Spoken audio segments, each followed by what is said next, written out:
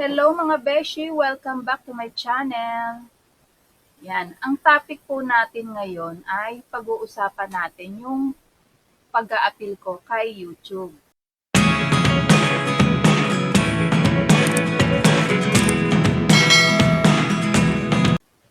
Kasi nung nag-apply ako ng for monetization, na-reject po ako.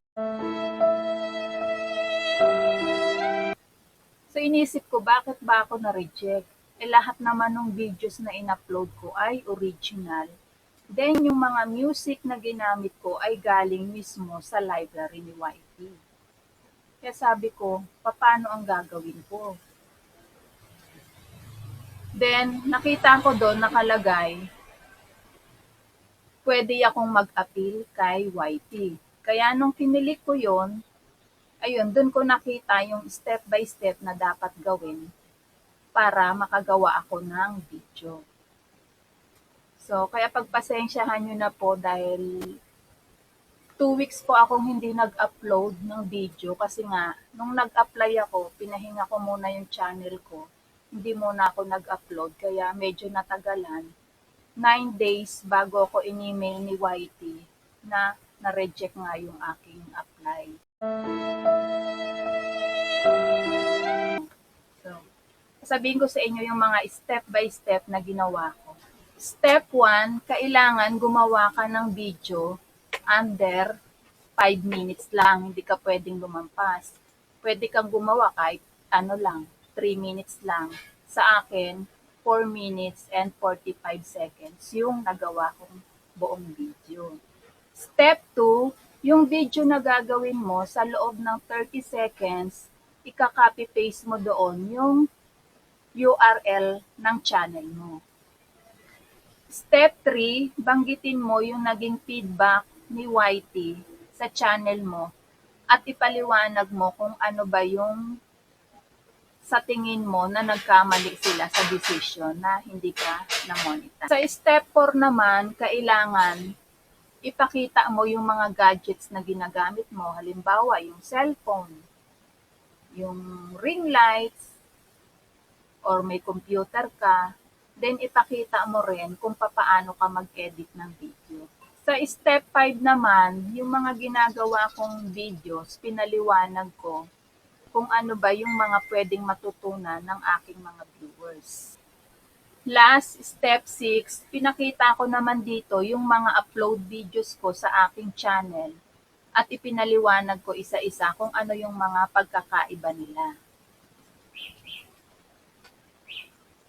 Then, after na makagawa ka na ng videos, nasunod mo na yung step by step, ito yung i-upload mo na videos, pero naka-unlisted lang siya.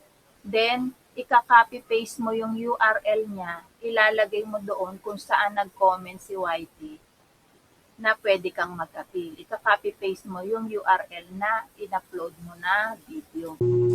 Hi YouTube team! I have applied for YouTube monetization but it was not accepted with the feedback of YouTube channel monetization policies.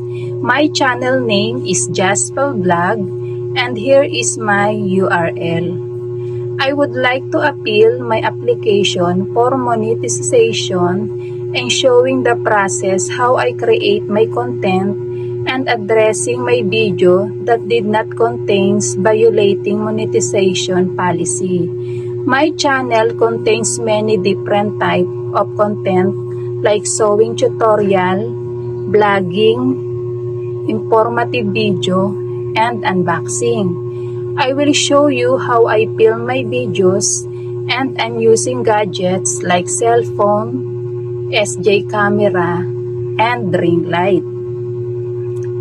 Here is my commentary for my sewing tutorial will help people who wants to sew and learning more things about sewing. And my vlogging about informative videos will help viewers to find something can help them. This is the gadget that I'm using for my filming my video.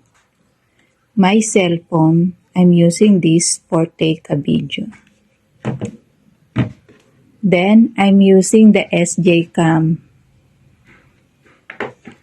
and the ring light for additional light for my video. This is the apps that I'm using for my editing my video. CapCut.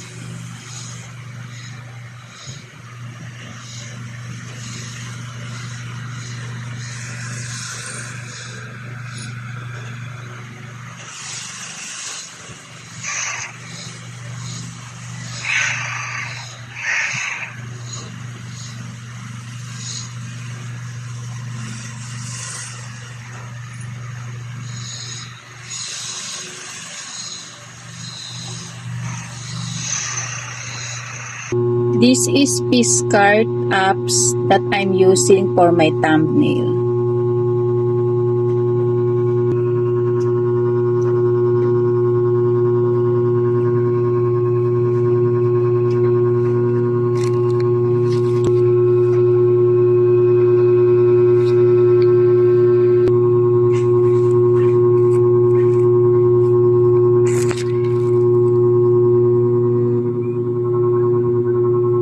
This is the area where I'm vlogging my sewing tutorial and informative videos. And this is the area where I'm cutting the fabric for my sewing tutorial. This is my channel, Jasper Vlog. Has different videos like sewing tutorial,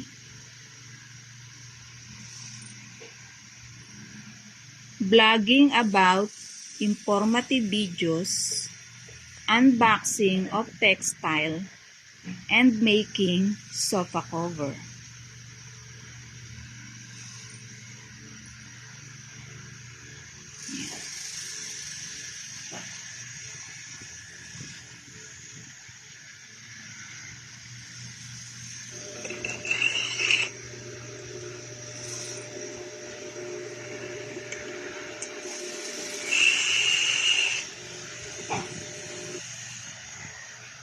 Sewing tutorial of curtain.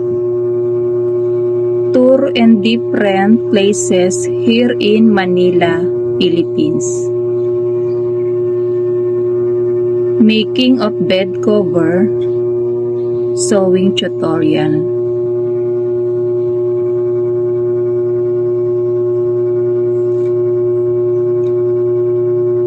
And vlogging of different kinds of fabric that I'm used for sewing tutorial.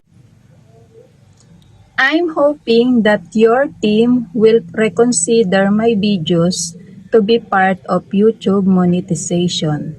Thank you for your kindness and God bless.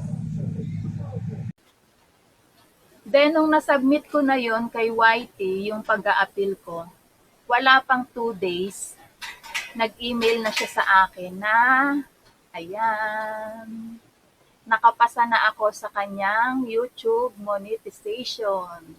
Partner na ako ng YouTube monetization. Yun lamang po at sana pakishare nyo na rin yung videos na to para yung mga katulad kong maliliit pa lang na content creator, matutunan nila to at baka makatulong sa kanila. Paki-like na rin, subscribe, and hit nyo rin po yung bell button para lagi kayong updated sa mga upcoming videos pa po na gagawin ko. Maraming salamat. God bless.